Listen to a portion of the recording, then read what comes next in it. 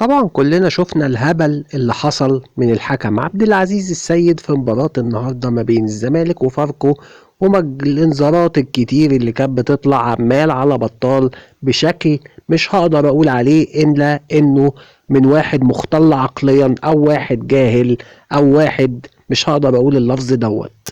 حاليا في 4 لاعبين هيتم إيقافهم عن المباراة القادمة أمام بتروجيت وهيغيبوا بشكل أكيد، وهم مصطفى شلبي ومحمد عواد ومحمود جهاد ومحمد شحاتة. ولكن مش بس كده، في لعيبة مهددة إنها ما تلعبش مباراة القمة لو خدت إنذارات في ماتش بتروجيت القادم اللي هيكون يوم الاثنين الجاي بإذن الله.